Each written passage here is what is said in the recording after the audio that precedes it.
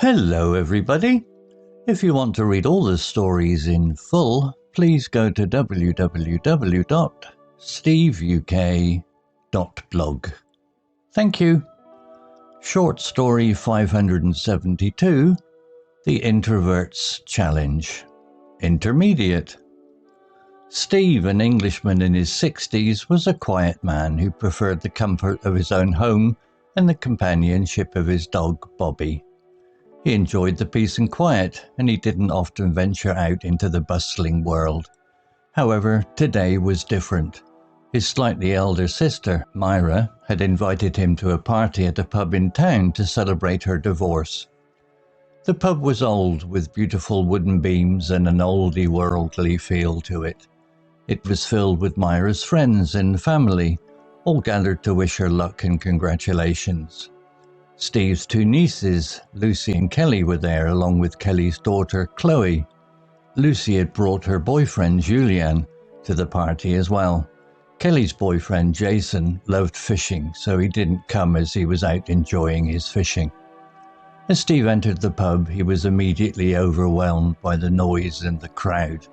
The chatter and laughter seemed to bounce off the wooden beams, creating an echo that made it hard for him to focus.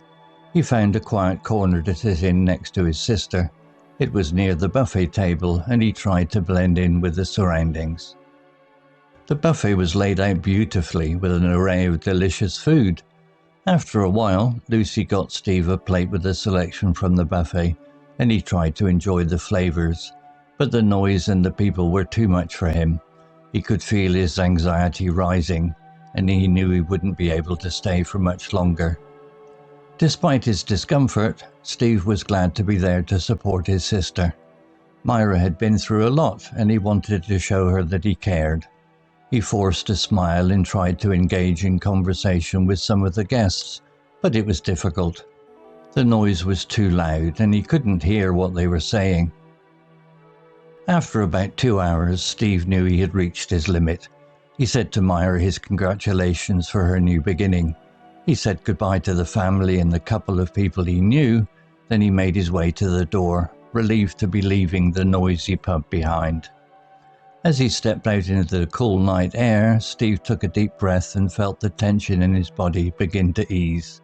He was glad he had gone to support his sister, but he was even happier to be heading home to his dog Bobby and the peace and quiet he craved.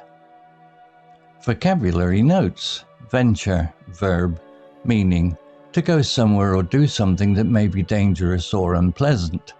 Example, he didn't often venture out into the bustling world. Similar words, explore, go, journey. Bustling, adjective, meaning full of busy activity. Example, he didn't often venture out into the bustling world. Similar words, busy, lively, crowded. Oldy-worldly, adjective, meaning old-fashioned and charming. Example, the pub was old with beautiful wooden beams and an oldy-worldly feel to it. Similar words, traditional, quaint, nostalgic.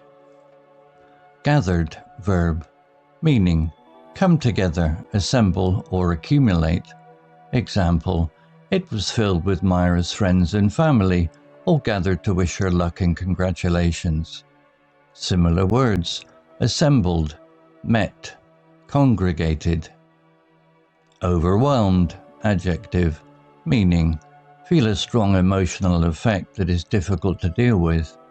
Example, as Steve entered the pub, he was immediately overwhelmed by the noise and the crowd. Similar words, overpowered, swamped, flooded. Echo, noun, meaning a sound that is reflected off a surface and heard again. Example, the chatter and laughter seemed to bounce off the wooden beams, creating an echo that made it hard for him to focus. Similar words, reverberation, resonance, reflection. Blend in, phrasal verb, meaning to look or seem the same as surrounding people or things and therefore not be easily noticeable. Example, he tried to blend in with the surroundings. Similar words: fit in, merge, integrate. Buffet, noun, meaning a meal consisting of several dishes from which guests serve themselves. Example: the buffet was laid out beautifully with an array of delicious food. Similar words: smorgasbord, spread, feast. Anxiety, noun, meaning a feeling of worry, nervousness, or unease about something with an uncertain outcome.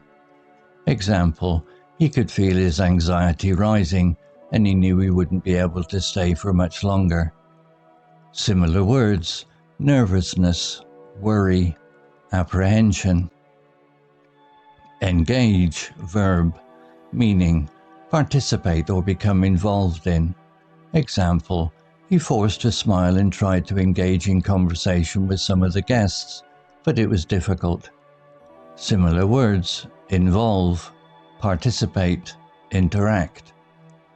Relieved, adjective, meaning feeling happy that something unpleasant or worrying has been stopped, avoided, or has not happened.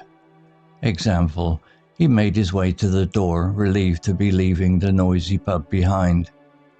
Similar words: comforted, eased, reassured. Tension, noun, meaning the state of being stretched tight or mental strain.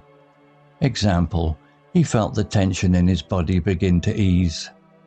Similar words: stress, strain, pressure. Story written by Steve UK and Grok 2 AI. Image created by Imagio AI. To read all the stories in full, please go to www.steveuk.blog. Thank you. All right, welcome to The Explainer. Today, we're jumping into a short story that I think a lot of us are going to find pretty relatable. It's all about this guy named Steve, his very quiet life, and a social challenge he has to face. We're going to follow his journey and really unpack the vocabulary that makes his experience feel so real. Okay, let's dive right in. So, first things first, let's meet our main character, Steve. The story tells us right away that he's a quiet guy. He's not looking for big parties or crowds. Nope. His happy place is right at home, in his comfort zone, with his best pal, his dog, Bobby. This is his world, and he loves it. So, we're starting off in this peaceful, quiet world. But as you can probably guess from the title, that quiet routine is about to get a serious shakeup. And here you can see the conflict laid out perfectly. On one side, you've got everything that makes Steve feel secure: peace, quiet, the comfort of his home and his dog. And on the other side, the challenge: a noisy pub party to celebrate his sister, Myra. It's a total clash of worlds. And this is what makes this day such a big deal. He actually decides to go. But the story is super clear that this was not an easy choice. For him, stepping out into what he calls the bustling world is a major event. Now, what I think is so brilliant here is the choice of the word venture. The author didn't just say he went to the party. To venture somewhere, well, that suggests there's some kind of risk, maybe even danger or unpleasantness ahead. That one word tells you everything about Steve's mindset. This isn't just an outing. For him, it's an expedition into the unknown. Okay, part 2, stepping into the noise. This is where we get to experience the party right alongside Steve, and it is a lot. The second he walks in the door, bam, it hits him. All his worries become real. There's no time to ease into it. The story says immediately, to really drive home that shock, that jolt of going from his quiet life straight into chaos. And overwhelmed is the perfect word, isn't it? It's not just being a little uncomfortable. It's that feeling when your brain is getting so much input that it kind of short circuits. You just can't process it all.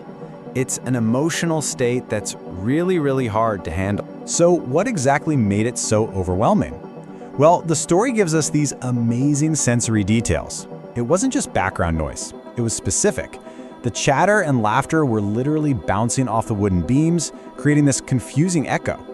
In a space like that, trying to focus on anything would be almost impossible. So what's his first move? His instinct isn't to join in, it's to escape. He spots a quiet corner, like a little island in a sea of noise, and he goes for the classic introvert survival tactic. Try to become wallpaper. He just wants to blend in. And this phrasal verb, blend in, really nails that idea. It's basically social camouflage, right? You're actively trying to make yourself less noticeable, just to lower the pressure and give your senses a break. All right, on to our next section, the anxious turning point. Steve's doing his best, he's there for his sister, but we all have a social battery, and his is blinking red. He's about to hit his limit. 2 hours, that's what he managed. 2 hours of smiling when he didn't feel like it, of trying to follow conversations over the noise, and after that, he was done. His social energy was just completely gone. And here's that internal signal. This isn't a thought anymore. It's a feeling, a physical one. That rising anxiety is his body's alarm system, basically screaming at him that he's hit his capacity. It's time to go. And let's be clear, this anxiety is way more than just being nervous. It's that deep physical feeling of unease that washes over you when you're in a situation that is just fundamentally wrong for your wiring. For Steve, this is the final straw. So he says his goodbyes and makes a break for it. But notice the feeling the story focuses on. It's not shame. It's not disappointment that he couldn't stay. It's relief.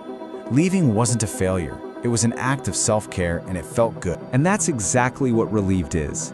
It's that feeling of happiness you get when something stressful is finally over. You can just imagine him stepping out into the cool night air, and all that tension he was holding just starts to melt away.